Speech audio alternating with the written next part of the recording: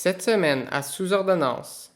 Fait que quand on le commence, on a les effets secondaires dès le début, mais pas l'efficacité, fait que c'est un peu décourageant. C'est pour ça qu'il y a beaucoup d'arrêts de traitement Ouais, au début. C'est qu'au début, on a beaucoup d'effets secondaires, pas beaucoup d'efficacité, puis éventuellement, ça fait ça. C'est plus l'efficacité qui embarque, puis les effets secondaires qui diminuent. C'est un petit peu comme ça avec les antidépresseurs, on n'a plus vraiment envie d'avoir des relations parce qu'on est toujours un petit peu en sentiment de satiété.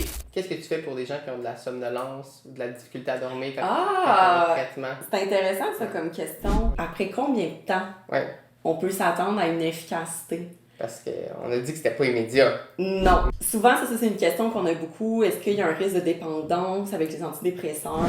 Bonjour et bienvenue à ce nouvel épisode de Sous-ordonnance. Aujourd'hui, on fait un épisode quand même important. On va traiter des antidépresseurs.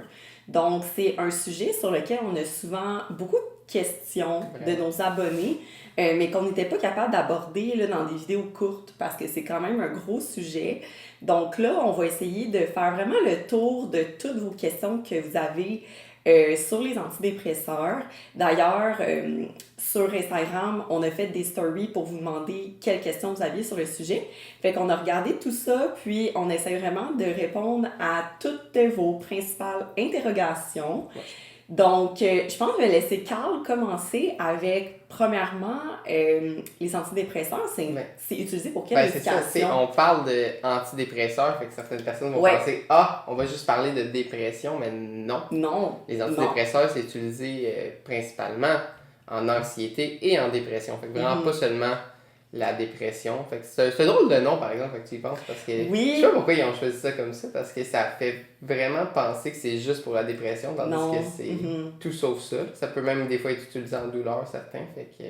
Oui, effectivement, mais c'est ça, souvent il y a des personnes qui se font prescrire ça en anxiété, puis là après ils vont lire sur internet, puis là ils voient que ça s'appelle un antidépresseur, puis là ils se posent des questions, mais c'est vraiment comme un traitement de premier choix en anxiété.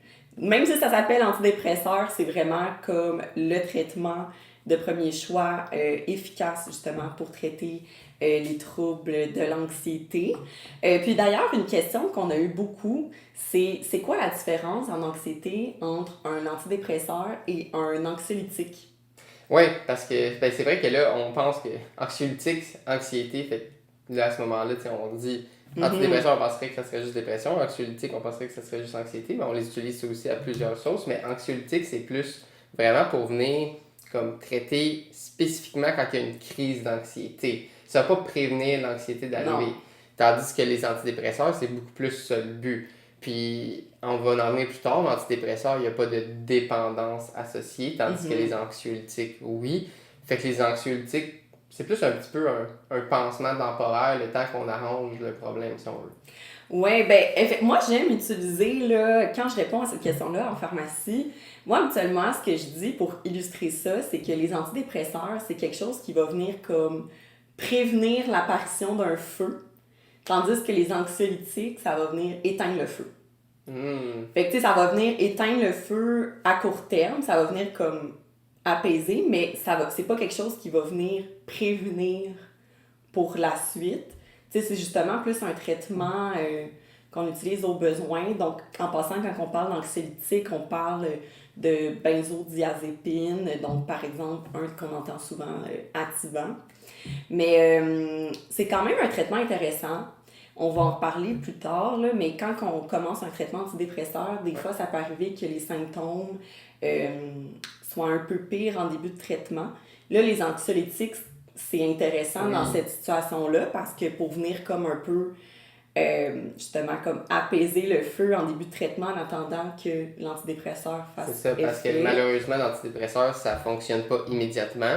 Tandis que l'anxiolytique, oui, on va le prendre, ça va faire effet tout de suite, mais à court terme, par contre. Exactement. Mais c'est pas un traitement qu'il faut utiliser à long terme, selon moi, les anxiolytiques. Comme tu dis, il peut y avoir la dépendance, il y a aussi plusieurs effets secondaires. Puis c'est pas un traitement, c'est pas quelque chose qui va amener une rémission. Non. C'est plus pour apaiser de façon temporaire. C'est un peu comme en asthme, mettons, on a le Ventolin, la pompe bleue. Quand on a une crise d'asthme, on prend la pompe bleue, tandis que la cortisone, mettons, la pompe C'est orange, ça, le elle traitement. va traiter les symptômes. Tu sais, si on peut faire un parallèle avec ça, la pompe bleue est juste au cas où quand on a une petite crise, mais tu sais, le but, c'est vraiment de contrôler la maladie et pas de seulement traiter les symptômes de la maladie. Fait que antidépresseurs pour traiter la maladie, tandis que les anxiolytiques sont plus pour soulager les symptômes, les pics de symptômes. Mais justement, là, ça pourrait nous amener à parler de comment ça fonctionne. Oui, parce que... Les antidépresseurs. Ben, tu sais, c'est quoi le mécanisme? En fait, ben, tu sais, c'est sûr qu'il y a plusieurs familles d'antidépresseurs qui vont toutes avoir leur mécanisme un petit peu différent. C'est ça. C'est ça. La majorité des antidépresseurs qu'on utilise, ils vont habituellement agir sur la sérotonine. Puis il y en a d'autres aussi sur la sur la dopamine puis la norépinéphrine. Norépinéphrine. Ouais, c'est ça. Fait que ça, en fait, bref, ça va. Ce que les antidépresseurs vont faire, c'est qu'ils vont rendre ces neurotransmetteurs-là plus disponibles. Parce que c'est comme essentiellement la dépression, l'anxiété vient d'un problème au niveau de ces neurotransmetteurs-là. Puis, au niveau du cerveau. C'est ça, puis ce que ça va tenter de faire, les antidépresseurs, c'est de venir rebalancer aux bonnes doses. Là. Ben dans le fond, en gros, peu importe la famille d'antidépresseurs qu'on va choisir, nécessairement, l'antidépresseur va venir augmenter les neurotransmetteurs. Ouais. Fait que c'est sûr que dépendant des familles, des fois, ça va jouer sur différents neurotransmetteurs. Mais au final, le but, c'est d'augmenter les neurotransmetteurs justement pour améliorer les symptômes. D'ailleurs, il y a une question qu'on a eue beaucoup, c'est comment choisir un traitement antidépresseur, parce que comme on l'a dit, il existe quelques familles. Ouais. Je dirais qu'habituellement, les familles, il y a peut-être 2 familles, mettons, qu'on utilise en premier choix, mais en fait, moi, comment je vois le choix là, d'une molécule antidépresseur là, pour commencer, comment je le ferais, c'est que j'aurais vraiment une discussion avec le patient de savoir ça serait quoi les objectifs de traitement, puis aussi de voir si, mettons, il y a d'autres problèmes de santé, est-ce qu'il y a des effets secondaires qu'on voudrait vraiment éviter à tout prix. Je pense que quand on choisit un antidépresseur, la chose principale à regarder, c'est les effets secondaires propres un petit peu à chaque antidépresseur, parce que l'efficacité, malheureusement, on peut pas vraiment la prédire à quel point ça va être efficace pour un patient. Non, tu sais, mettons, moi, je considère comme vraiment les antidépresseurs comme ayant toute une efficacité similaire sur papier. Mais après, en pratique, il y a certaines personnes qui vont mieux réagir à certaines molécules versus d'autres. Ouais. Fait qu'il faut, c'est plate, mais il faut un peu l'essayer. Là. Souvent, quand on essaye, mettons, une molécule puis qu'on voit que l'efficacité était plus ou moins là, ben là, tu sais, peut-être qu'on peut changer une molécule, en essayer une autre. Puis souvent, il y a d'autres médicaments qui sont privilégiés comme plus en deuxième choix pour aller chercher comme une plus grande efficacité. Mais comme de départ, je dirais qu'on ne se fie pas vraiment sur une efficacité qu'on va aller chercher, mais plus, mettons, un profil d'effet secondaire. Est-ce que c'est une femme qui prévoit une grossesse ou non? Est-ce que la molécule est couverte par les assurances? C'est certain. Est-ce que c'est une capsule? Est-ce que c'est un comprimé? Est-ce qu'on pourrait ouvrir la capsule pour quelqu'un qui a de la misère à avaler? Fait que dans le fond, c'est comme plein de choses qu'on va prendre en considération pour venir un peu chercher, trouver la meilleure molécule pour le patient. Mais dans le fond, le choix, selon moi, se fait suite à une discussion avec le clinicien pour savoir qu'est-ce qu'on veut pas. Ouais. Puis pas nécessairement sur l'efficacité parce que c'est pas mal tout. Puis c'est ça, puis ce qui est intéressant aussi de mentionner, c'est que les antidépresseurs, ceux qu'on a, ils ont tous été étudiés contre un placebo, mais ils n'ont pas été étudiés un contre l'autre. Fait que, tu sais, on peut comparer des fois un petit peu les profils d'effets secondaires, profils d'efficacité, mais ça a tout été étudié chez des populations différentes. Tu sais, dans une étude, il y avait certaines personnes, dans d'autres études, il y avait certaines personnes.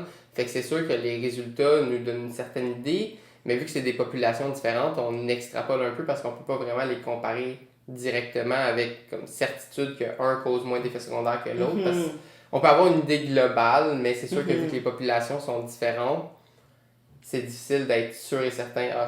Des fois, ça peut être en raison de certains facteurs à cause de la population qui a été sélectionnée.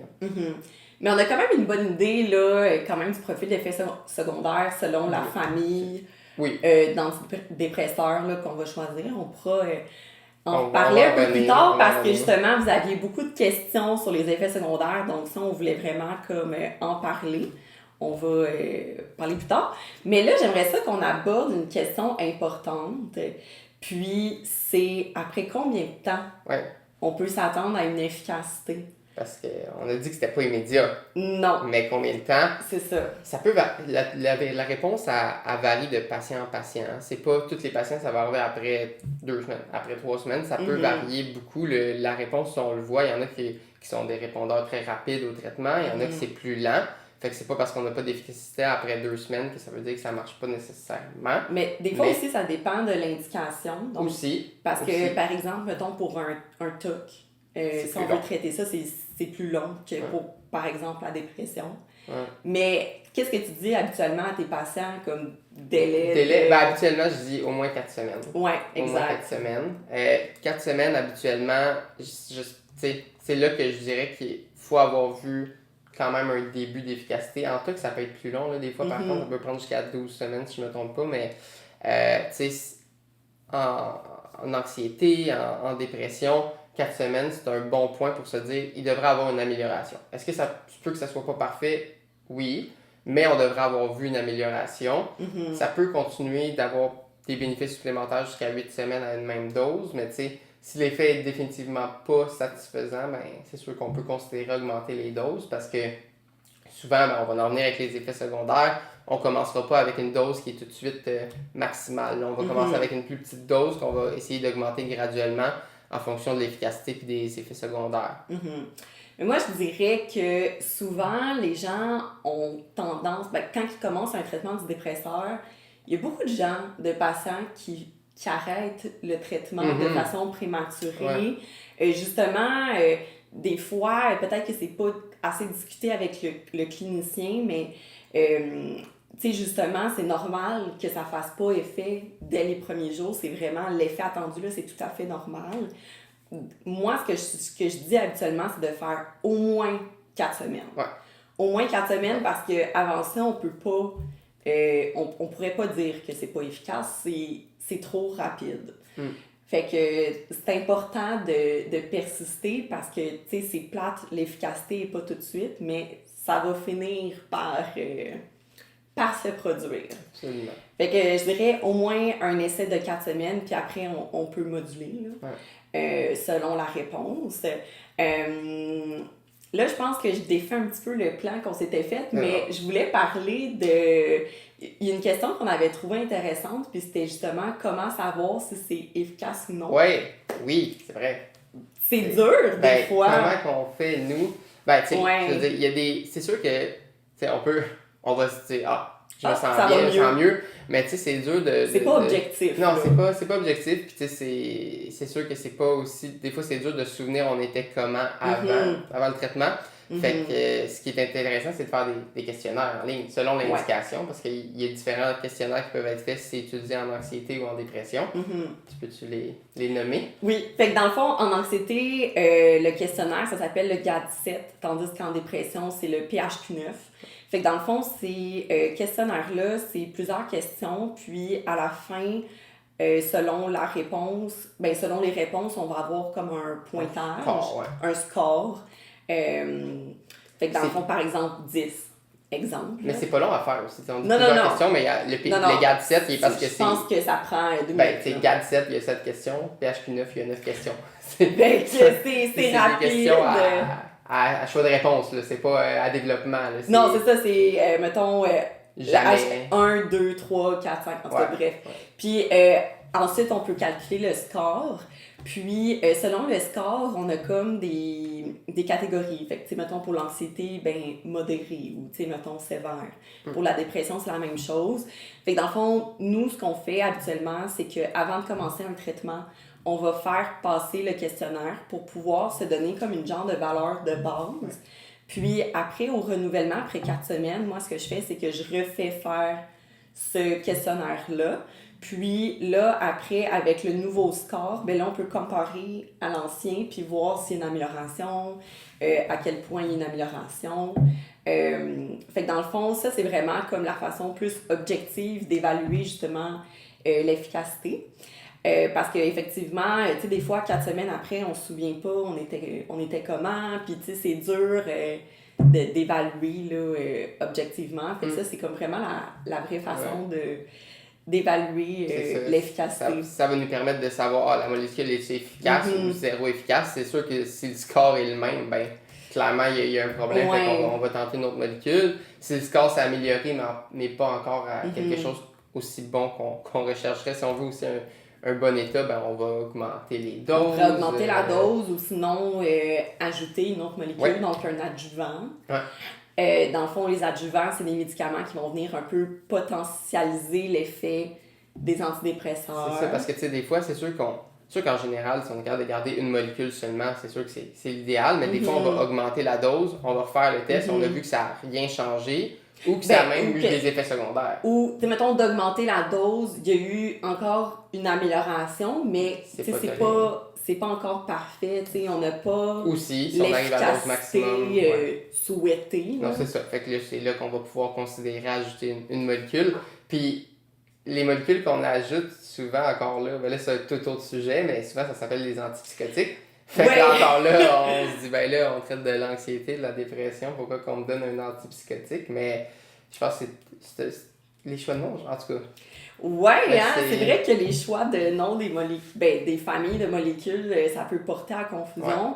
Mais par exemple, mettons, les antipsychotiques qu'on peut ajouter, dans le fond, en adjuvant, mettons, par exemple, avec la dépression, c'est des doses beaucoup plus petites. C'est sûr que les doses, c'est pas les mêmes. Que ce qu'on utiliserait, mettons, pour traiter d'autres troubles de santé mentale. Là. Fait que, tu sais, dans le fond, cherchez pas trop sur Internet, là, tu sais, mettons, si vous avez des questions, vraiment, posez-les à vos professionnels de la santé, parce que des fois, ça peut être impressionnant, là, ce qu'on trouve sur Internet, puis des fois, on peut se dire que ça correspond pas à notre situation, là. Fait que c'est pour ça que posez vos questions vraiment à des bonnes personnes ressources, là, des professionnels de la santé. Mais voilà, donc ça, c'était pour les adjuvants. Puis quand on commence un traitement, on peut s'attendre à combien de temps de traiter? Une durée de traitement? Ça, c'est une question qu'on a beaucoup. Je dirais que les patients, des fois, ont tendance à commencer un traitement, puis dès que ça va mieux, ils veulent l'arrêter. Je sais pas si... non, je vois ça également. C'est quelque chose que tu vois.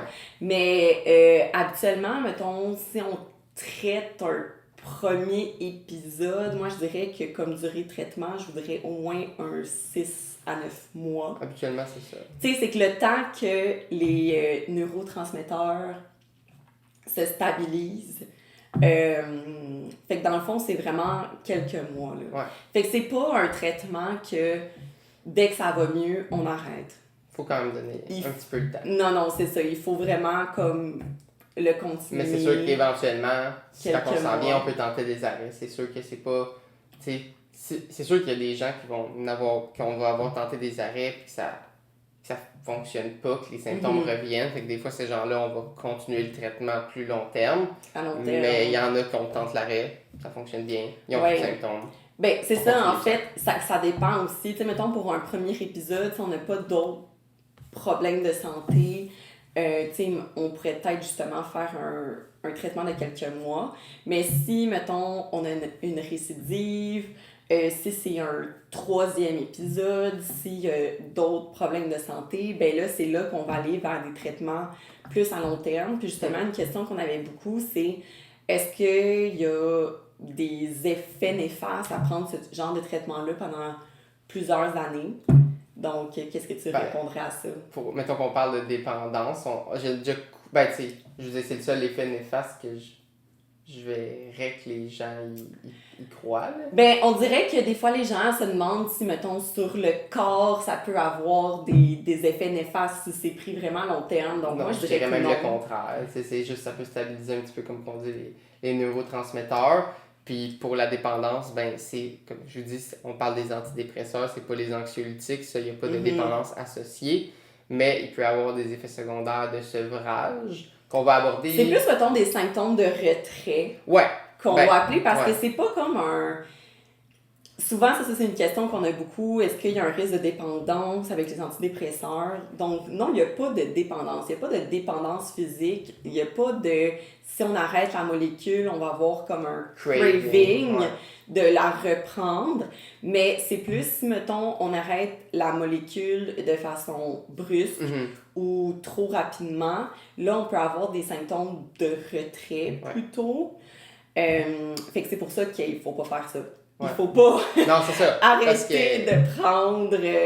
C'est sûr, puis aussi dans le choix de la molécule, on parlait d'effets secondaires, mais aussi, il y a certaines molécules qui sont plus faciles à arrêter, que d'autres. Parce qu'ils restent plus longtemps dans le corps, donc une plus longue demi-vie. Par exemple, la fluoxétine. C'est elle qui est le plus facile à arrêter en théorie, parce que c'est elle qui a ce qu'on appelle une demi-vie. Demi-vie, c'est le temps que ça prend pour éliminer la moitié du médicament dans le corps. Puis ben, la demi-vie est très longue. Très longue demi-vie. Fait qu'essentiellement, ben, vu que c'est très long pour l'éliminer, ben, il s'enlève pas brusquement. Fait que déjà là, on le retire progressivement. Déjà là, juste par le fait que le médicament s'élimine lentement. Pour ceux que ça s'élimine plus rapide, ben, c'est là qu'on va faire des diminutions de dose progressives sur quelques semaines en vue d'arrêter la médication.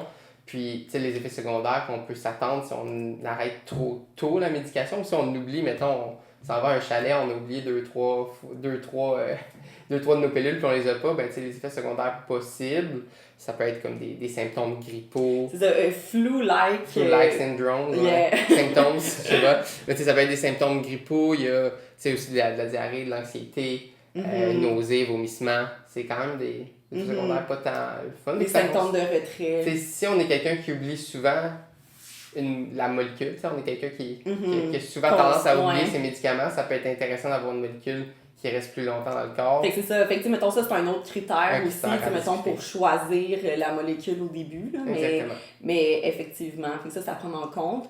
Fait que dans le fond, tu sais, justement, si vous pensez peut-être vouloir arrêter ce genre de médicaments-là, il faut vraiment que vous en parliez à votre professionnel de la santé avant de le faire. Premièrement, pour voir si le traitement qu'on a fait est assez long, mais aussi parce que, tu sais, mettons, pharmacien, médecin peut vous faire un plan d'arrêt. Fait que dans le fond, une diminution graduelle, parce que c'est comme ça qu'il faut les arrêter. Il faut vraiment faire une diminution graduelle. Donc, c'est ça. Parlez-en à votre professionnel de la santé pour pouvoir éviter le plus possible les symptômes de retrait. Mais je dirais que les symptômes de retrait, par exemple, t'en as parlé un petit peu, mais souvent, tu sais, si on en a, tu sais, ça va quand même être temporaire, là, tu sais, après quelques jours. Ça rentre dans l'ordre, ça va rentrer dans l'ordre de façon spontanée, là, mais habituellement. Mais si on peut l'éviter... C'est ça, c'est pas le fun, mais en même temps, c'est pas dangereux non plus. Non. Mais bref. Mais là, je pense que ça va nous amener à parler des effets secondaires. Du clou du vidéo, si on peut dire, les effets secondaires. Donc, quel effet secondaire? Quoi les effets secondaires? Quel effet secondaire on peut s'attendre des antidépresseurs? Il y a un effet secondaire en particulier qui est revenu souvent, que les gens dans les questions étaient plus inquiets, c'est la prise de poids. Ben, je pense qu'on pourrait commencer par parler... c'est que dans le fond, je dirais qu'il y a deux catégories d'effets secondaires avec les antidépresseurs. Il y a ceux temporaires, court terme, puis il y a ceux qui vont un peu plus perdurer à long terme. Fait que si, mettons, on commence par parler plus de ça à court terme, c'est que, en fait, quand on commence un antidépresseur, il peut avoir des effets secondaires dès le début du traitement, mais qui vont s'estomper après quelques jours. Donc là, tu sais, c'est plate parce qu'on a parlé de l'efficacité tantôt qui prend plusieurs semaines. Fait que quand on commence, on a les effets secondaires dès le début, mais pas l'efficacité, fait que c'est un peu décourageant. C'est pour ça qu'il y a beaucoup d'arrêts de traitement au début, parce que justement, on va pas avoir l'efficacité, mais on va avoir tous les effets secondaires. Ben, on va avoir les effets secondaires, puis après quelques temps, c'est ça, c'est qu'au début, on a beaucoup d'effets secondaires, pas beaucoup d'efficacité, puis éventuellement, ça fait ça. C'est plus l'efficacité qui embarque, puis les effets secondaires qui diminuent. Mais là, tu parles de beaucoup d'effets secondaires, mais... beaucoup. Ça je dépend dirais de chaque patient. que relativement, c'est bien toléré habituellement. Ben, c'est sûr que ça dépend de chaque personne. Ça dépend de chaque personne, ça dépend de chaque molécule. Mais je dirais que pour la plupart des patients, quand même, ça se passe bien. La plupart des patients, ça se passe bien. Puis je pense que ceux que ça se passe... Ben, tu sais, en partie, ceux que ça se passe moins bien, c'est là qu'on va faire un suivi ou qu'ils vont nous appeler. Puis que c'est là que, tu sais, s'il y a encore... On va regarder pour faire des changements. Parce que, tu sais, la majorité du temps, c'est des effets secondaires qui vont être tolérables, qui vont durer, 3 à 7 jours, peut-être? Oui, exact. Fait que, dans le fond, je dirais que les effets secondaires arrivent dès le début, mais après vraiment quelques jours, ça va venir s'estomper. Je dirais le plus souvent, après une semaine, ça va être résolu. Des fois, ça peut aller peut-être jusqu'à 2. Mais c'est quoi les effets secondaires qu'on peut s'attendre au début? Surtout, tu sais, les effets principaux qu'on peut avoir généralement, c'est nausée, maux de tête, des fois étourdissement, des fois tremblement. Je dirais aussi peut-être des fois comme gastro-intestinal. Ouais. Des fois, il y en a qui peut-être qui ont un peu de diarrhée. Mais tu sais, tout ça, c'est des effets secondaires qui vont s'estomper. Tu sais, qui vont rentrer dans l'ordre. Fait que ça, je dirais que c'est comme pour les effets secondaires plus à court terme. Là, maintenant, une inquiétude que les gens ont beaucoup, c'est la prise de poids. Combien de poids? Combien de poids d'antidépresseurs premièrement, la prise de poids, c'est un effet secondaire qui est vraiment à long terme.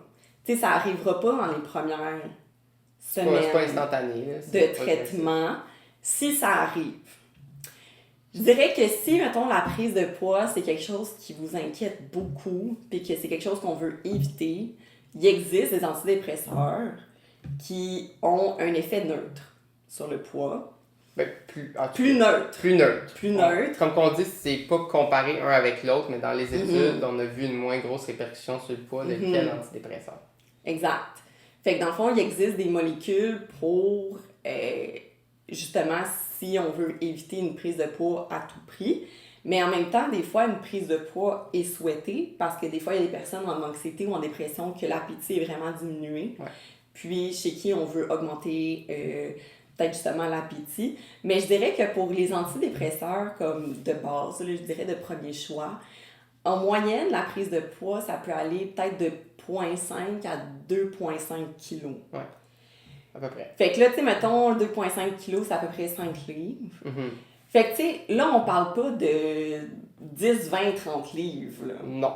Ben, non. Non. Tu sais, c'est pas de ça qu'on parle. C'est sûr que, par exemple, aussi, c'est difficile à évaluer parce que, tu sais, justement, on en a parlé. Des fois, il y a des personnes, dépression, anxiété, avant de commencer un traitement, ils ont perdu beaucoup de poids. Ils mangeaient beaucoup moins. Fait que c'est sûr que des fois, ça peut être impressionnant, mettons, quand que ça va mieux, mais là, tu sais, on retrouve l'appétit. Fait que là, nécessairement, on prend du poids. Mais c'est peut-être aussi qu'on a repris le poids qu'on avait perdu, justement, à cause de la maladie. Ça, c'est quelque chose à prendre en compte.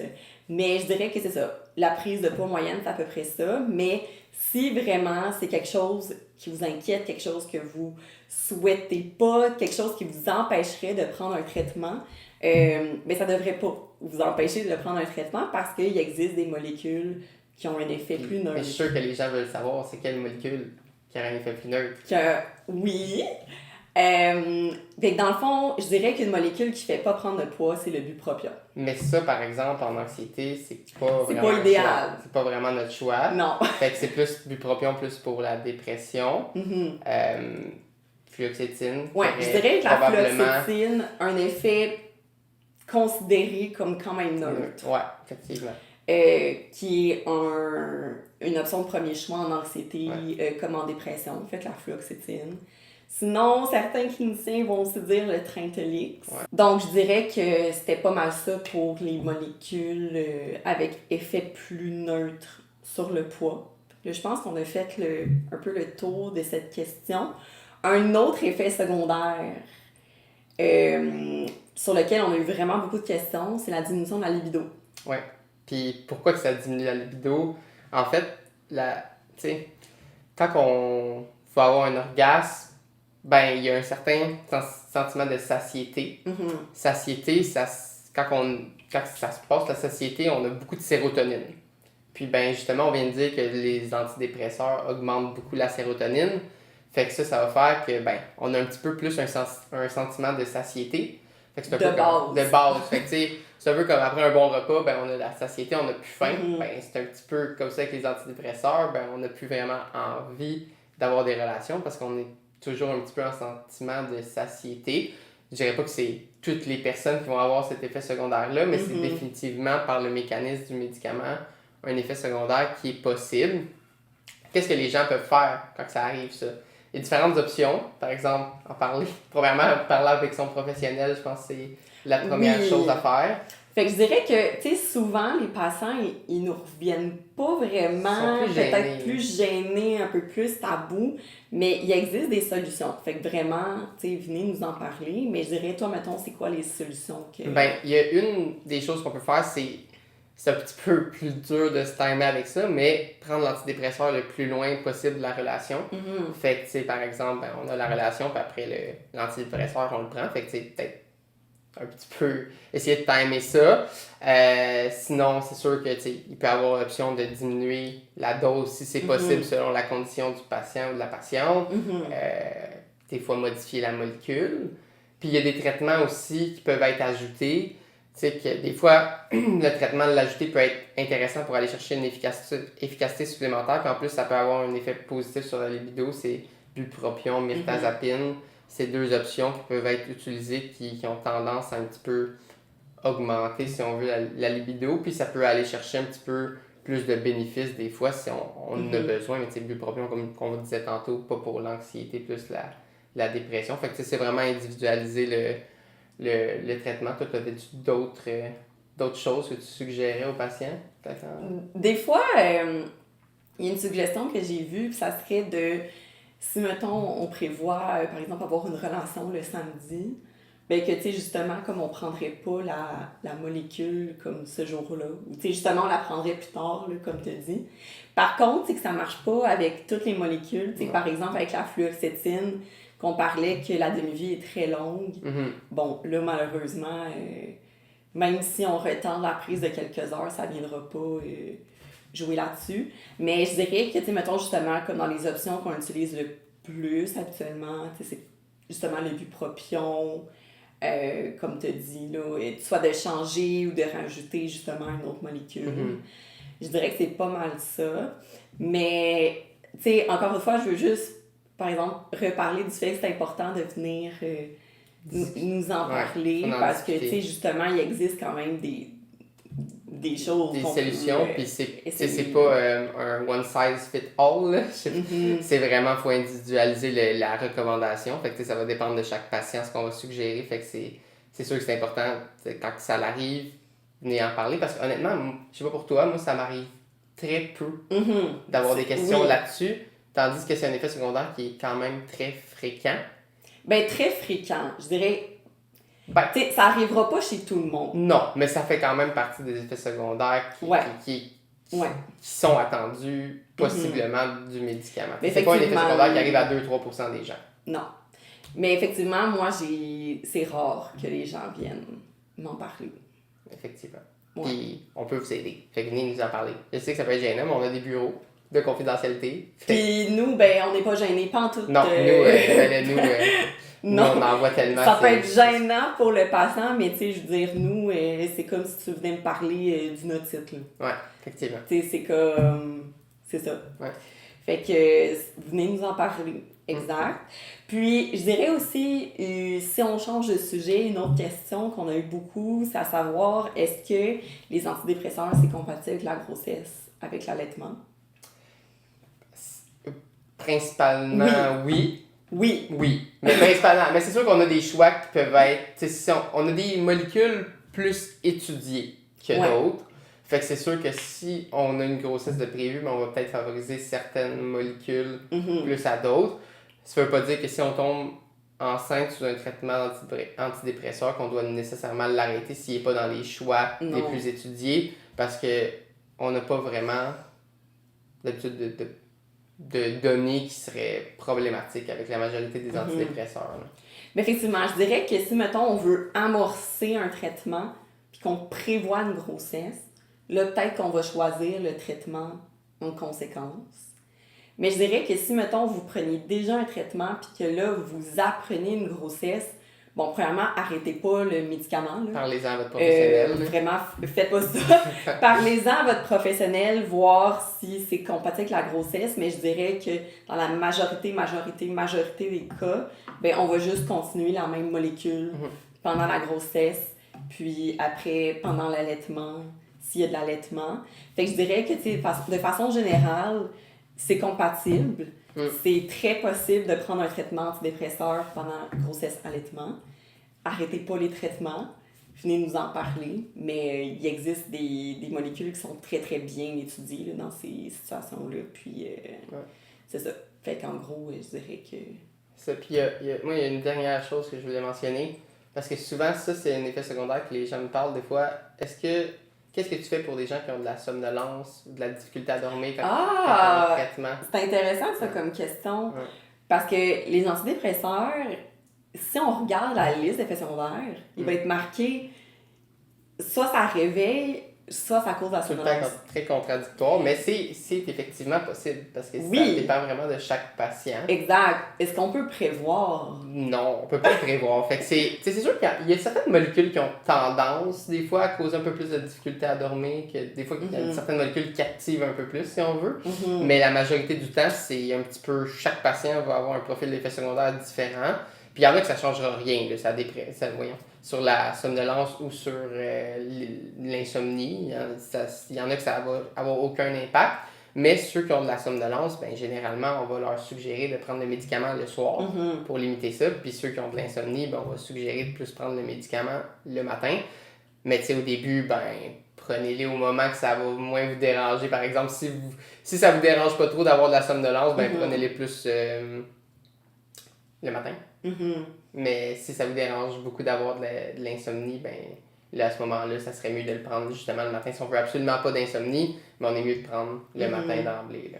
Ouais. Je dirais que souvent, comme les posologies automatiques qui sortent sur les étiquettes pour les antidépresseurs, c'est de le prendre le matin. Ouais, mais c'est vraiment pas... non. C'est pas nécessaire. Là. Dans le fond, on va le prendre au moment où ça nous convient le mieux, puis où on est capable de tout le temps le prendre au même moment. Par contre, des fois, il y en a qu'il faut prendre en mangeant. Ça, c'est à prendre en considération. Mais la plupart, je dirais qu'avec ou sans nourriture, il n'y a pas d'impact. Là. La plupart. Mais ça pour dire que, tu sais, mettons, le moment de prise peut être vraiment flexible, justement, sur les effets qu'on pourrait avoir ou sur les effets recherchés. Là. Fait que voilà, ça aussi, ça peut être discuté là, justement avec nous pour essayer de trouver c'est quoi le meilleur moment. Mais ça, c'est intéressant parce qu'effectivement, c'est quelque chose qu'on a souvent aussi. Là, je pense qu'on a fait quand même le tour des questions de nos auditeurs et du sujet. Fait que, ben, premièrement, si vous avez d'autres questions d'ordre général sur les antidépresseurs, écrivez-les en commentaire. N'hésitez pas à vous abonner si vous voulez pas rater nos prochains épisodes. On a plein d'autres sujets intéressants qui s'en viennent. Puis, aimez la vidéo, ça nous fait plaisir. Ça nous montre que vous aimez ça. Moi, j'aime ça si vous aimez ça. Puis on aime vraiment lire vos commentaires. Pour vrai, ça fait chaud au cœur à date. Fait que voilà. Fait que je vous dis à la prochaine. Et au revoir.